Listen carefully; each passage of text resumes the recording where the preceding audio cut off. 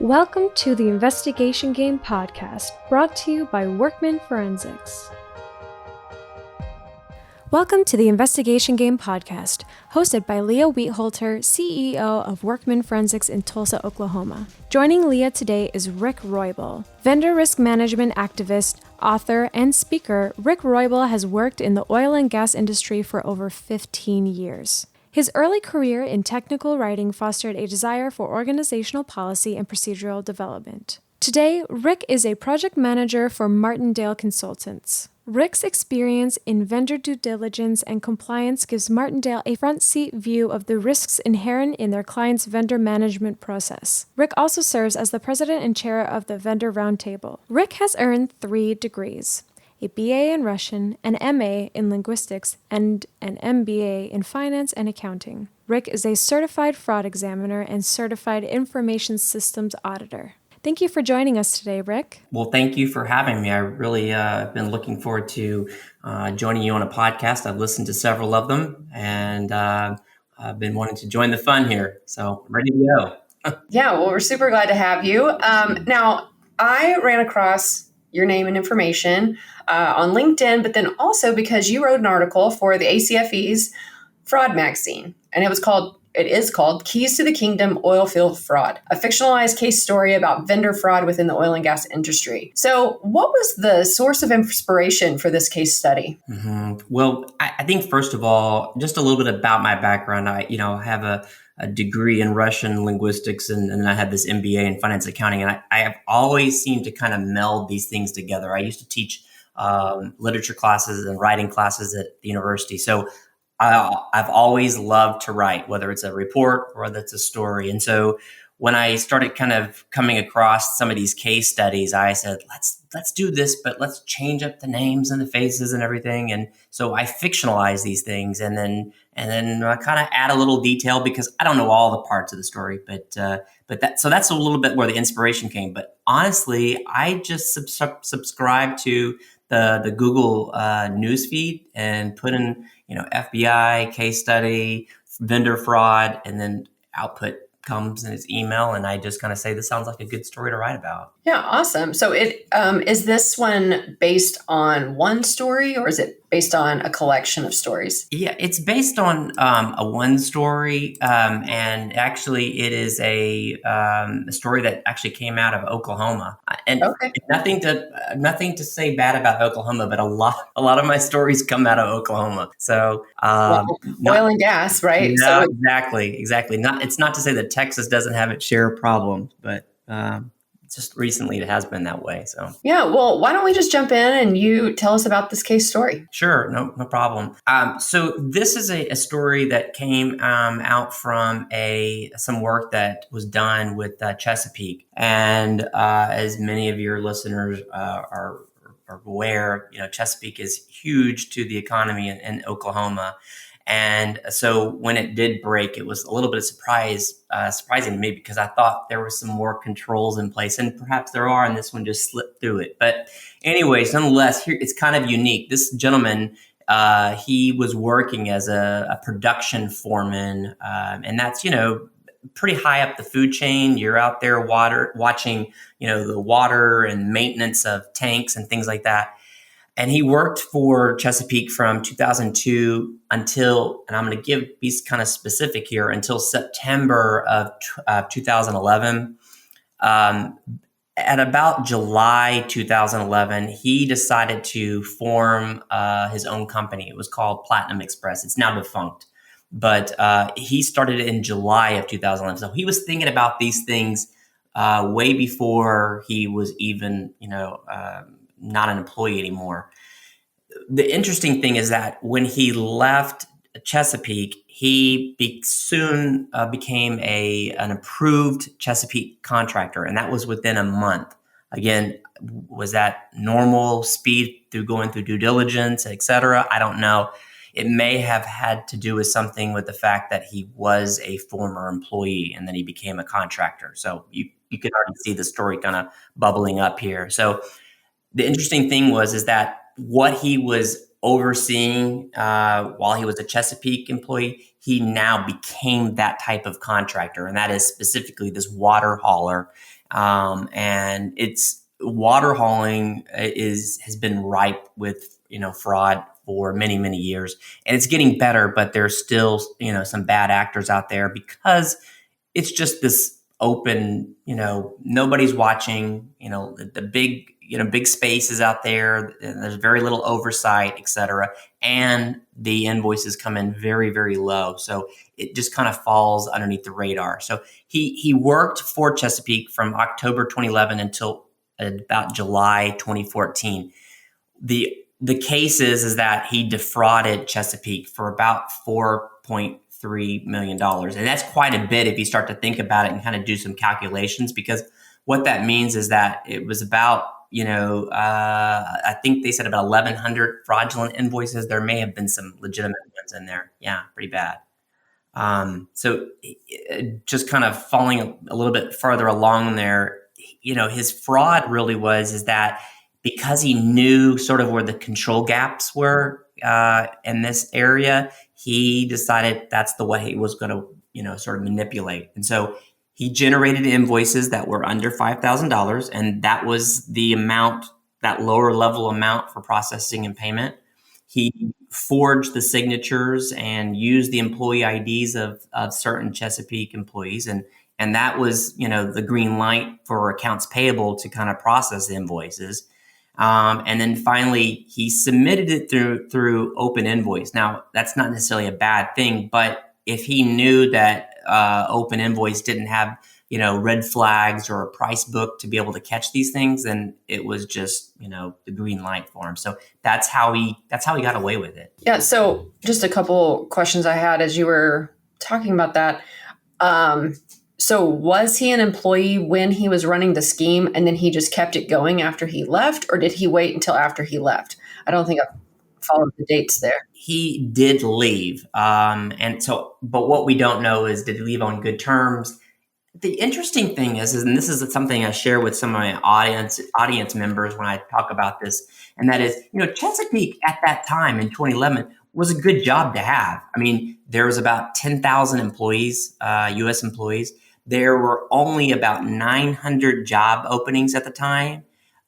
Catch this, Leah. There was 160,000 applicants, going for those 900 jobs. So it's a good job to have. And there was this average salary of about 113,000. So why did he leave? I don't know. Maybe it's because he thought he could make more, doing his own thing. Yeah. So this water hauling, is this saltwater hauling or was this something else? No, that you hit the nail on the head. It is saltwater hauling. So, and flow back, which is that, time period when they frack the well and the water starts to come back. So there's lots of water to be hauled. But the thing is that he kind of morphed his business. He went from water hauling, and then all of a sudden he said he could do, some repairs and maintenance, and he could fix the berms out there in the field. So he did a lot of things that were not on the original list of services that he was going to provide, and that's what allowed to kind of let the scheme go, because it was stuff again that was falling right under the radar, and that people were just kind of that tend to rubber stamp approvals on these invoices. Yeah. So whenever we have an oil and gas related case, there are just so many components of oil and gas. And so just for anyone who might not know, and so correct me if I'm wrong, the saltwater hauling is when, whenever they've drilled these wells, and is it just related to fracking, or is it any well? No, the flowback is related to the fracking, but this really saltwater is sort of just a natural process that comes, through the hydrocarbon stream. It's the oil, it's the gas, it's the saltwater. So. And then you have this saltwater, and then they have to get it out of the well and then carry it off. Is what these guys are doing. That's correct. Right? Okay, yeah. That's my layman's description of how I envision this. And actually, there was a presenter from your current company that had talked about how you have to watch those saltwater haulers as well, because they'll sometimes take some of the oil at the same time. Yeah, the skim oil. That's right, exactly. And that the thing is that when that stream of liquids comes out of the well, it has to be separated, and no process is 100% perfect. And so what happens in that case is that some of the oil remains in the water and it gets sent to the water tank. And depending on how much oil is in there, I mean, some of it's very, very minimal, but then there's lots of cases where it's a lot higher, and they can take off with that. So saltwater hauling, though, you have to have some equipment. Did this guy have any equipment at all, any trucks, anything like that? Or was it just completely fake? That's a good question. And I have not found the answer to that because, I mean, here he is. He's worked at Chesapeake, and last time I remember, it's like if you want to start a business and have a whole bunch of equipment, you either need to take a loan out or you paid cash for it, right? Mm-hmm. And I imagine because I've seen a lot of these sort of, mom and pop type of water hauling companies, is that they have one or two trucks, and they can run anywhere from $250,000 to over $1 million, depending on the how old they are. So my guess is that he had one, and it just but you can make up and say, well, we had Bill doing it this way and Mike picking up here. And if you're not monitoring, it's just, out of control. Yeah. And then the fact that it was below that threshold that would have had more scrutiny. Yes. In the story that I wrote, I had to use a little bit of, kind of my, idea of kind of like, okay, what would my imagination, how can I put myself there and see how would he have taken those signatures that he used for those invoices? And my story does this, is that when he left this fictionalized company, he was given a birthday card, and within a going away birthday card. He was given a going away card, and within the going away card, there was all these signatures, best of luck, mm-hmm. Mike Smith, and all this kind of stuff, and that he used that. And I imagine that's probably what he did. He probably, took it and got some signatures while he was there, just surreptitiously, and then used that to go with the fraud. So, but yeah, it's crazy. But Leah, the thing is that you and I are both thinking this is like, the whole idea behind sort of that, fraud triangle. It's like, why was he doing this in the first place? Mm-hmm. And we know about the opportunity, we know about pressure, perhaps, but that maybe. But what is it that he was that was driving him to do it? I don't know. I heard his wife had some health problems, but was that it? Mm-hmm. I don't know. So yeah, which I feel like anytime I've worked a case where there's health problems, I think sometimes it's I've known of cases, or I've worked cases where they were stealing to pay medical bills. But then just because it was stressful, they would steal and then gamble, steal and shop. Like it was also a stress relief. Like they were funding their stress relievers too from whatever the situation was. That's interesting. Well, I'll give you an interesting fact about this guy at the, as the, it kind of unraveled on him. Okay. He was requested to, have an audit performed on his business, and Chesapeake must have known what was going on, because not normally is it that you pick such a low threshold vendor unless something's happening. There could have been a hotline call or something like that. But when Chesapeake, informed this guy, Justin, about their intention to do an audit, he staged a break-in at his own office. And so he, reports all these missing items, such as the desktop computer, a laptop computer. He even says 2 credit cards are gone. He even says, hey, 2 boxes of blank checks are gone. So he was taking all the things that they might have asked for. And funny thing is that when the and law guys come in to figure out what's going on, the FBI, they say, hey, give us the security footage so we can see who did this. And that part from when he came in to when he exit just seemed to be disappeared. It was a little splice and dice, and that security footage was gone. So it just stunk. Yeah. Problem. So yeah, for sure. So that's when it was discovered, was through this audit. And then you said it was over $4 million. Yeah. And in the end, he was charged with, 1 count of money laundering, 2 counts of identity theft. That's that employee ID piece. 8 counts of wire fraud. And then there was that obstruction of justice. That was that break-in. Obviously, he was found guilty. He was sentenced to 10 years of prison, and then and he had to pay restitution. So, not Wow. good. Not So, good. okay, so that's kind of interesting because for a $4 million loss, I do think I'm a little rusty on my sentencing guidelines, but I do think that might have enhanced it being over 3.5 million or whatever that next cutoff is. Like that might have enhanced the sentencing. Yes. But I bet it was all the identity theft that got him those extra years That's because if I remember correctly, it will add on 2 years. It will add on 2 years and it can't be served at the same time. So consecutively, it has to be added on. So I bet that's how he got up to 10 years because that's a lot of prison time for a white collar crime. Exactly. That's what I thought too. And, delved a little bit more into it. And that really is what was happening is that all of those charges, piled up upon each other really drove that sentencing. So it's not good. So, but that's the kind of thing that I wouldn't say happens obviously all the time in oil and gas, but it does happen quite a bit. I was seeing, probably 1 to 2, vendors a year where things like this were starting to happen. And, they were either cut off or, they had to pay back some money and et cetera. So, but it can boil up to this point. And it's nice to see companies like Chesapeake go after these guys so that it kind of, deters other criminals from doing this. So, yeah. And I want to get into the prevention side of this and some other things you've seen. But first, let's take a quick break and we'll be right back. At Workman Forensics, we're your modern-day Sherlock Holmes. The team at Workman Forensics follows patterns to find money through forensic accounting and fraud investigation services. Using our data sleuth process, we build client cases telling the story of what actually happened. This process serves clients in the best way, whether they are going through a divorce, a partnership dispute, an estate and trust dispute, or a fraud investigation. So what is data sleuthing? Well, after serving clients in this best way for 10 years, we are proud of our technological improvements, making our investigations work similar to that of a manufacturing process.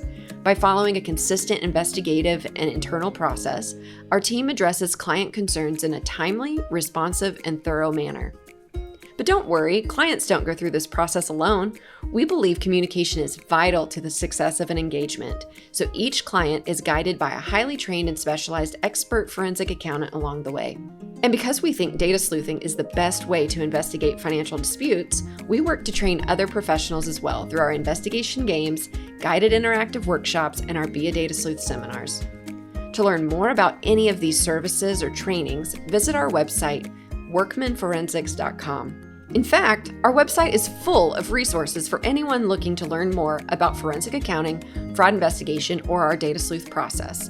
This includes blog posts, free Excel downloads, more podcast episodes, and links to our YouTube channel. So if you're looking to get into the investigation industry, or if you've been an investigator for years, we know you'll find something helpful in our free resources. So visit our website, workmanforensics.com. Welcome back to my interview with Rick Roybal. Rick, so let's talk about some of the best ways that a company can prevent something like this. And actually, let me back up one step here. Are these types of cases that we've been discussing something that you're familiar with from your work? Yes, absolutely. No doubt about it. And this type of case, sort of encompassed a lot of the things that I've seen. And what I typically see in my line of work are little slices of this where we see a conflict of interest, where we see some problems with the due diligence, the onboarding, or we see some problems in the sort of work order approval process. We see it happening there. And in a lot of cases, the companies I worked for or the companies I do work for, they just cut them off or fix those problems. So it's interesting. Vendor audits don't always, result in the vendor getting fired or the vendor changing their processes. What it usually does, it's a reflection back upon the operator, where the operator says, "Look, we have a big control gap here. We need to fix this so that other vendors are not doing the same thing to us." So yeah, so your clients in your work, you're dealing with the operators? Yes, that's correct. Mm-hmm. Yeah. So then what are some of the best ways for a company to prevent something like this, whether it's oil and gas or likewise, but what are some of those things that you recommend to your clients? Yeah, definitely. So let's take it from this purview, this grid of using this case. Okay. Some of the things that went wrong that I would recommend if I saw something like this is that number one is hiring, employees' relatives or former employees. That really should be something that's discouraged. It's hey, I have someone to bring on. It's my brother's cousin's sister. Yeah, that's good, but you know what? It's sort of that arm's length transaction. It doesn't work very well. So that's one of the things that I would discourage. I also look at that at the vendor level too, and that is if I see sort of this brother hiring a brother to do work and renting the equipment and paying, that's a big red flag. So I always address that. As I mentioned before about the due diligence, vendor due diligence is an absolute must. I recently listened to one of your podcasts where the gentleman was talking about due diligence process, and he and his company really dig into these, prospective clients and such, and that is a big must. And the reason is because if you just hire this company and you don't look and see who's running it or what they've done or the issues that they have, you're just opening up yourself for failure. The other things that I would probably recommend, just using this case as an example, is that it's always important to be doing a vendor risk assessment, either upon yourself or hiring someone to do it. And really that risk assessment is that you take your vendor base, you kind of do some simple pivot tables where you're looking at the expenditures, you're looking at the number of invoices, you're pulling in some data, like perhaps accounts payable has a file that they use to say, I've got issues with this vendor, or I've had this problem, or this payment had to be resubmitted. Data like that is excellent. And the richer the data, the more data that you bring in, that makes a really good risk assessment process. Now, that being said, the risk assessment process should be followed up by vendor audits, and they can go on with any type of flavor, like where you have just a sort of siloed approach. You look at one thing, or you have a sort of a wide, look at vendors. But it's so important because it gives your vendors a message that it's important that we make sure that these charges are validated, that you're doing the right thing and that we're doing the right thing. So those are some of the types of recommendations that I would make, using this case as an example. Yeah. So when you're talking about vendor audits, are you talking about when the operator or your client has an agreement with a vendor, and within that agreement there's an audit provision? Are those the types of vendor audits? Are you talking about audit for the operator, their list of vendors, and so you look for outliers and then you dig down deeper? Or are you talking about both? A little bit of both. Okay. A little bit of both. Yeah. Typically what we're doing is we're working with operators, upstream, midstream, downstream, and saying, hey, let's take a look at your vendor base and the spend, expenditures, et cetera. Make a sort of a selection and then conduct audits based upon that provision in the MSA or the agreement. And then say, hey, look, we're looking at the financial records and anything kind of related to that. That's the type of work that we do. Yeah. So just kind of a compare and contrast, because I know whenever we're talking about embezzlement sometimes or other fraud cases, we're talking about small businesses where one person handles everything and there's really no vendor management system. And really, you're talking about organizations that have a vendor management system that do have these agreements. I know that we were just doing a simple training for a midstream oil and gas company, and it was like, going to take like one morning or something. And I had to sign this massive master services agreement for them, which included that audit provision. But so often companies don't even have that. So I just kind of want to distinguish that, when somebody does have a vendor management system, that there is that provision where you can then drill down with, there is that audit provision where you can work with the vendor to audit their records. Yeah. And you and I both would say if that's not something that's in your service agreement, that's something that is an absolute must. Trust but verify, right? And it's just it's a mark of a very sophisticated company that would have something like that. Those that don't have those types, and it's rare to see that with an operator. I mean, typically what we might see with an operator is that they just don't have a service agreement at all with them. But without that, provision, it's almost impossible to go about doing the audit too. So.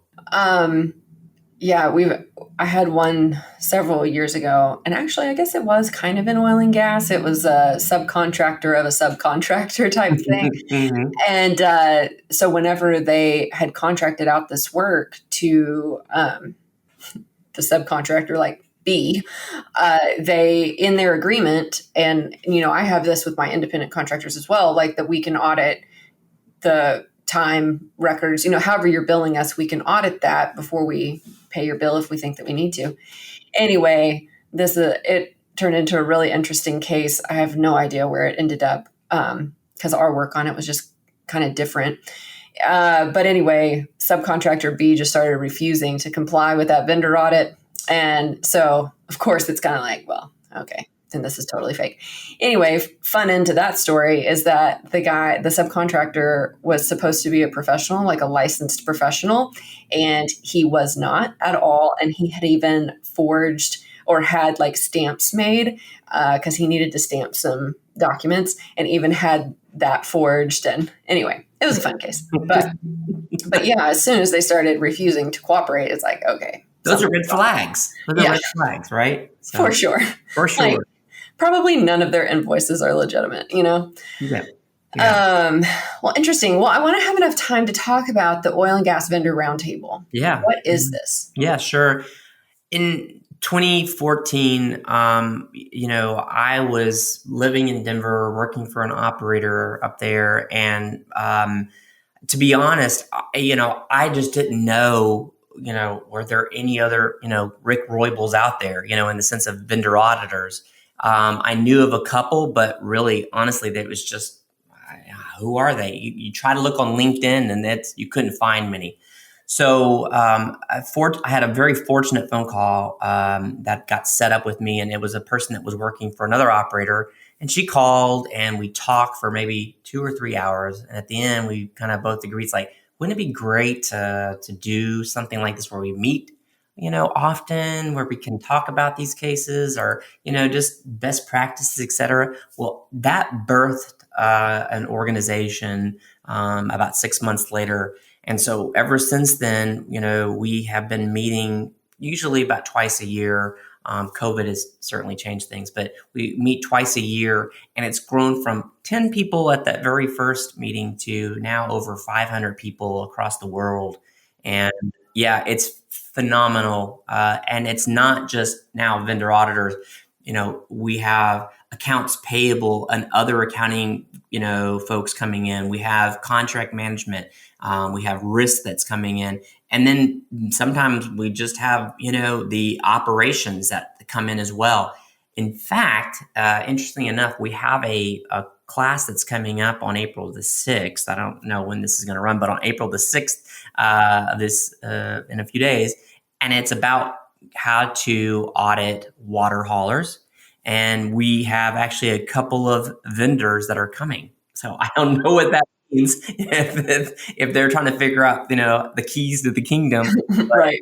But if they're learning best practices and that's what we're going to be sharing, then that's great. So we're excited about that. So it's a great organization where we are really just we're sort of the platform for people to share best practices and ideas. So yeah, awesome. Mm-hmm. That sounds like a fantastic resource. Yes, it is. And we'll make sure that we put a link to that in the show notes if anybody's interested. And I do think this episode is going to air after April 6th, but is there a way, do you ever post these or record any of these sessions? Yeah, absolutely. They get recorded, and the thing is that what we do is try to do We do kind of scheduled classes here and there. We have a third-party inventory class that'll be coming up. We're going to do something with accounts payable, and we may just have a big general roundtable again in the fall. So we do a lot of different meetings. They're virtual, obviously, right now, but we're hoping that in the near future, we can start to do sort of maybe a hybrid event. So yeah, awesome. Okay, well, before we wrap up, I really like asking, this is kind of my question of the year, I guess, is asking every guest if there's an investigation or a case you'll never forget that you'd like to share with us. Well, I'll give a little bit of two, okay, but just one of them in the sense that I won't share many details, but I really was afraid for my life in that vendor audit. And I would have changed a few things where I wasn't just with one other person. So that I was out in the middle of West Texas, and I wish that I hadn't done that. But the one that I really, truly remember was my first vendor audit, I would say. And I was working for an operator. I went down to visit the vendor. The vendor was very amenable to me coming down there. Not a problem. Yeah, we can do a ride along. And the reason I remember it and the reason I want to share it with your guests is the fact is that preparation for these things is paramount. And I don't think that I did a very good job of preparing for it. I was new. Okay. I was new to the whole vendor audit thing, but I didn't ask a lot of questions, and I really didn't, keep my eyes open for so many things. And it was after that ride along where I went back and I started kind of scrutinizing the invoices, and things that I really wasn't looking for, they started to come a little bit alive. And I was like, why would they be charging for this? Oh, maybe that was something that he talked about. Because sometimes this is that when you're doing these investigations or these audits, they kind of give you some answers to what they're doing. And I believe that was the case for him. But I really like to share that one because my boss at the time, he was the internal audit director. He was the one that said, Rick, when you're done with an audit, start digging into paid history, dig around, see what you can find. And that was the motivation that I had that really got me kickstarted into vendor audits. And I will forever be grateful to that boss for his guidance and also his encouragement. So I'm curious if you remember and if you can share it, what types of things were being charged to your client? Oh, flowers and, satellite TV and, call outs, and the emergency call outs that never happened. In particular, there was one invoice where he shared that he had to go out on an emergency call out because of a lightning storm. One thing I did do is I went back and looked at the weather for that day in that area, and there was no lightning storm. There was no rain. So those are the things that he was charging for that didn't match up with, valid charges. Yeah, interesting. Just some of those little things, but they definitely add up. I mean, like your story with Chesapeake, when you have that many invoices, even though it seemed like, lower than the threshold amounts, you send, what was it, 11,000? Is that what you said? 11,000 emails or 1,100? Well, it was actually 1,100, but okay, 1,100. That's what was identified. But again, you see this all the time. You see these vendors where they're charging thousands of invoices, and there's no way that someone is looking at those in detail. There's no way. But technology is helping, and I think good best practices are starting to kind of emerge. So, and I think that, with just data analytics becoming something that's, people are warming up to for sure, like that would just be something simple to check for. Like, who's billing us more than once a week if they're on a weekly, or who's billing us more than once a month if they're monthly? I mean, it just seems like there would be a test to very simply spit those out. Oh, there is. And, I'll put a little plug in for this company, but Inveris has a little add-on to their open invoice system that it can do these queries and these checks and do red flags. Now, of course, it has to be entered in as an electronic field ticket, but it sets these, kind of things going for you. So there's a lot of companies that are doing that nowadays. They're doing these automatic checks Data analytics is huge. I mean, we're doing neat things with data analytics and GPS. Mhm. And so, yeah, it's great, good stuff. I love technology. Yes. I love GPS. Me Like, too. I love having that data to just, oh, how are we going to know which of these are legit or not? And then you find out there's GPS data, like, boom, that's all I needed, Yes, exactly. The facts are the facts. I mean, you can't argue with it. Like this, sorry, but you weren't there, Yeah. or you, didn't, take that much time to do what you were saying you did. So, yeah. Right. Or there was no storm on that day. Yeah, So there was no storm on that day. those are the things I love. Those are real clean, clear. Yeah. That's awesome. Well, Rick, thank you so much for taking time to talk with me today. If any of our listeners would like to connect with you or learn more about your work, what's the best way to do so? Yeah, they can reach me at, they can go to vendorroundtable.com, but they can also send me an email. And I'm sure you'll put an email address, but it's at my Martindale Consultants email. And I'd be happy to talk to them. It doesn't have to be for selling anything. It's just, hey, let's talk, let's ask questions, and see if I can answer anything, put you in touch with, somebody else that's having some issues like this that can help. So that's what I'm all about. Yeah, love it. Well, I'll make sure that we include those in the show notes. And thank you so much again. No problem. Thank you.